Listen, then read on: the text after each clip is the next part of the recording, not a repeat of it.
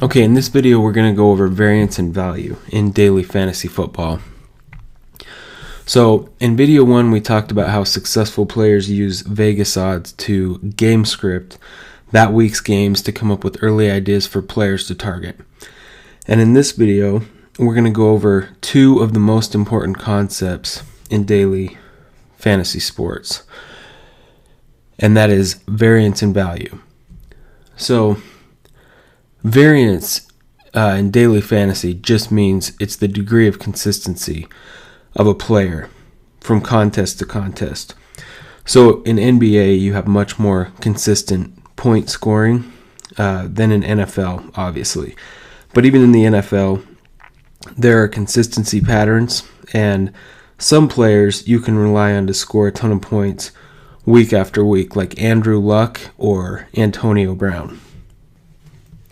So here's a look at a few of the most consistent quarterbacks. You have Luck, Manning, Palmer, Cutler, Rivers, Wilson, Kaepernick, Cousins. Okay, at this point in the season, we need to throw out Kirk Cousins because he's basically done playing. But games played, as you can see here, so Carson Palmer is a small sample size, but in the games he's been in, he's good. And this was last week's, this is season average points. This is for the last 3 games, and this is for the last game. And then you've got the standard deviation. So the standard deviation is just a measure of the amount that the points a player scores changes week to week based on their average. So Aaron Rodgers has a high standard deviation, not incredibly high, but when you look at his averages, so you can be, he can go anywhere from like 15 to 30 points or more. Manning is really close to up around 30 each week, 25 to 30. And as you can see, Luck right here, Luck is consistently higher than every other quarterback, and that's why he consistently he's usually the most expensive quarterback week after week.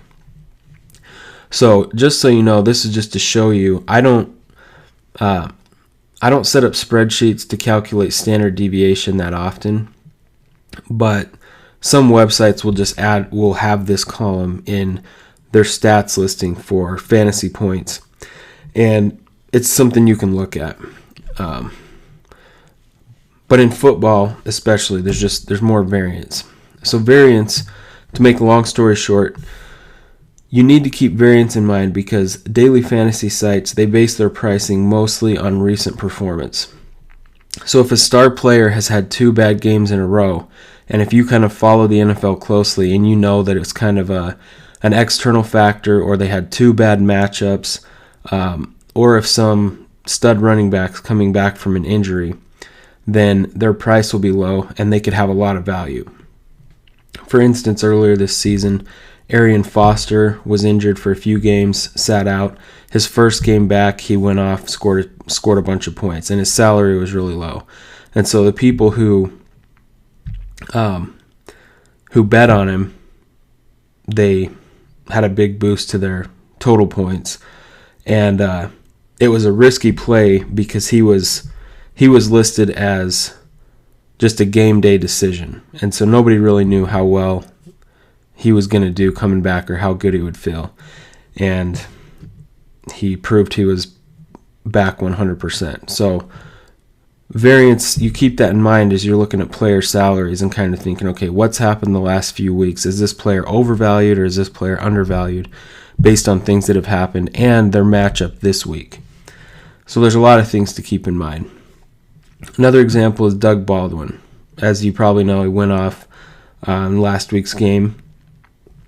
He had continually kind of improved in the first 6 weeks of the season, and right before the Week 7 games, the Seahawks announced that they had traded Percy Harvin, which was previously Wilson's number 1 target, even though the Seahawks didn't have any clear number 1, just stud wide receivers. But at 3,300 on DraftKings, Baldwin seemed like a great value because Wilson's main target was gone. and he ended up scoring 28 points, or he returned over 8 points per $1,000 of salary. And we'll kind of talk about this in another video, but you usually, when you look at a player's salary for DraftKings, for cash games, you want to kind of plan on them, or you want to look at salaries, and the main question you're asking yourself is, can this player score 3 times their salary if you divided their salary by 1,000? So Baldwin's salary would come to 3.3 times 3, which is 9 points. And he scored 28 points, which I'm saying is 8 points per $1,000 of salary. That's very high. Very few players. When you look at the premium players, it would be impossible for them to do that. Like DeMarco Murray, he's priced in the 8,000 usually. He could not score 64 points in a game. I guess technically he could, but you're going to find values at the lower salary levels, obviously. So, value. It's the most popular term in daily fantasy sports. You're going to hear people talking about. Value just means the points per salary dollar that a player generates. That's basically what value means. And kind of like I just mentioned, the main thing you've got to remember when you're looking at salaries and creating your roster is, can this player return X amount, X times their salary? So for FanDuel, it's different amounts. For FanDuel cash games, you usually want to at least for them to return value, they need to get double the points of their salary divided by 1,000. And for tournaments, you don't really have a chance unless they return 3 times their salary divided by 1,000. And in DraftKings, the multipliers are 3 and 4. So for cash games, you want to see 3 times the value, 3 times the salary if it was divided by 1,000. And the same thing for tournaments on DraftKings. You're going to need at least 4 points per $1,000 of salary. So a cost per point example. This is a useful way of just determining value.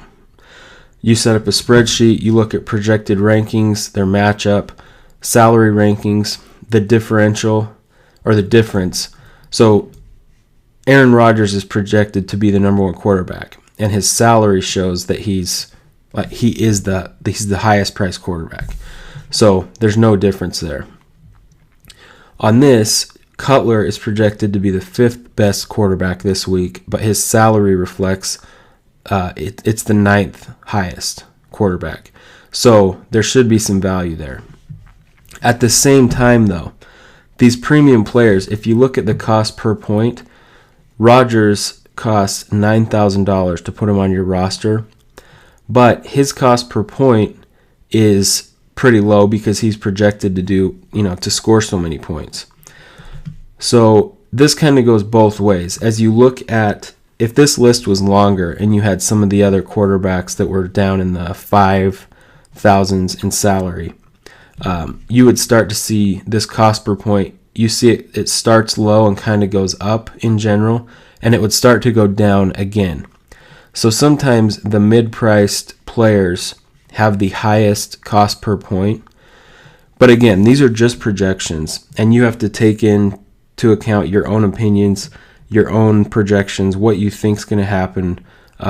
Again, the previous week or two, maybe even the season circumstances, and maybe something's changed for this player, or the matchup, this is the best matchup they have so far this season.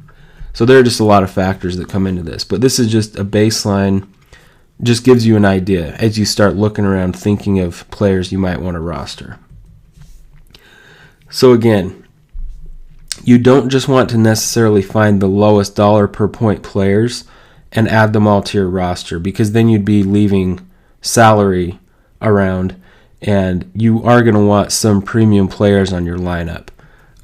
Premium doesn't have to mean, the top 2 or 3 priced players. This week on DraftKings, like 4 of the best running backs are all priced right around the same, and they're in the $6,500 to $7,500 level. And so there's just a lot of value at running back this week on DraftKings. So that's it for this video. In the next video, we're going to talk about bankroll and game selection.